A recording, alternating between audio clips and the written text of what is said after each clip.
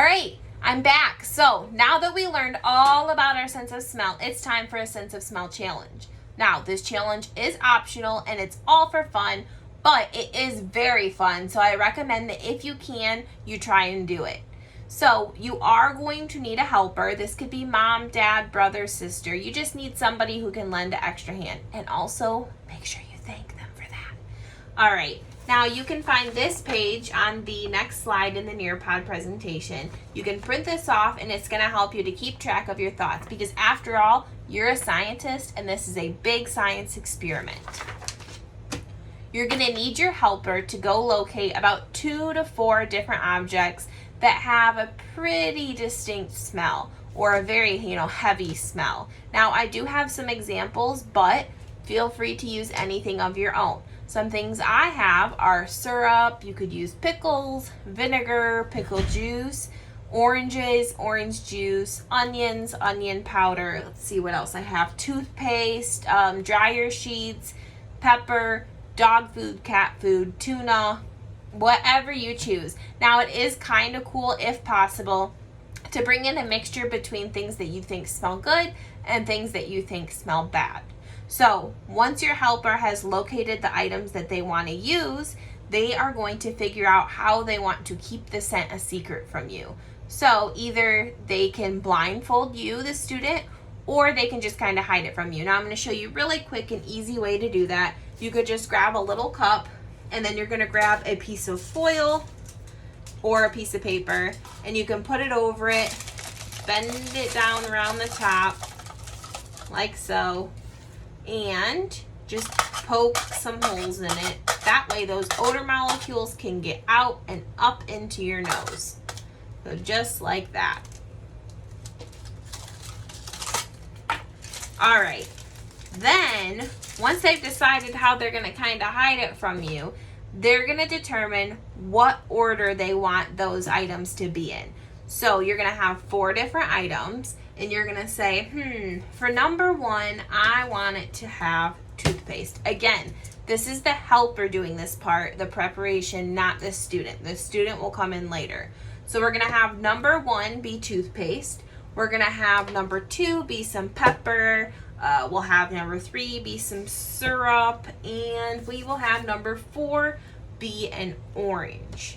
Now again, these are my choice items. You can choose whatever you want to do this with.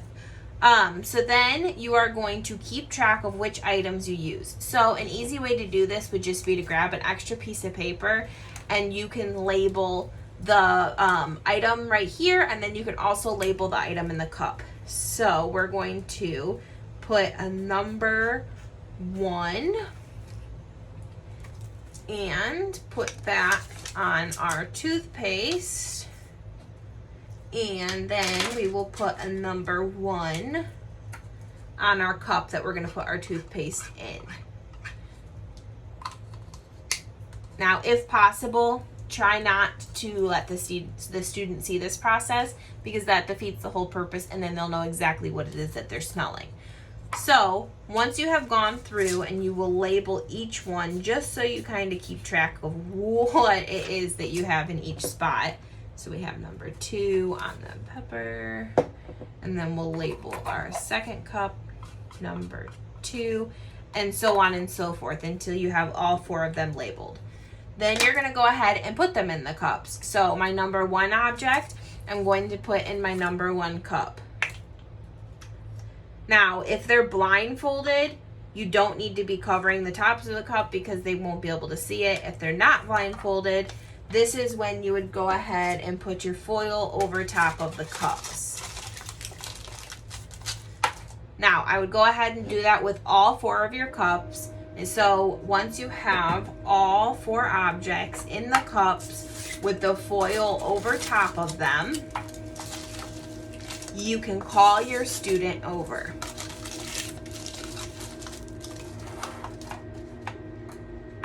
Now, at this point, the only thing that you need at your area are your 4 cups and the paper. And your student, of course. And a blindfold if that's what you decide to do. Then what you're going to do is you're going to first start with cup number 1. You're going to give it to your student and have them smell it. Now, they should be thinking about several different things. One, what messages are their brain telling them? Is this something familiar? Do they recognize this smell? And then they should also be thinking about how is it that they're actually smelling this scent? Even though it's in a cup, somehow they are able to get the scent from the cup in their nose. Once they think that they can make a prediction of what is in that cup number 1, they're going to grab their paper, and right over here we have one that says, what was that smell? And it's labeled 1, 2, 3, and 4. Right now we are on cup number 1, and they're making a prediction of what the smell is. So in this box, they're going to draw a picture or write out what they think it is. Then you can go ahead and show them what cup number 1 was. It was toothpaste. Then they're going to grab their paper back, and over here under what was it really, with the star, with the number 1, because we're still on cup 1, they will draw a picture or write out what it was really. Then they can go back and see, were they correct? Were they incorrect? Were the smells kind of similar? If they were similar, how were they? Or were they different? Then you're going to go ahead and repeat this same process with the 4 cups.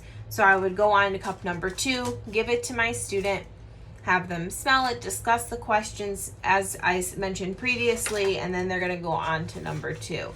Now, this is all for fun, so it really is just to challenge your sense of smell. If you want to do more than 4 items, then by all means, go for it. Really, it's just important that you have fun and that you really think about how important that sense of smell is.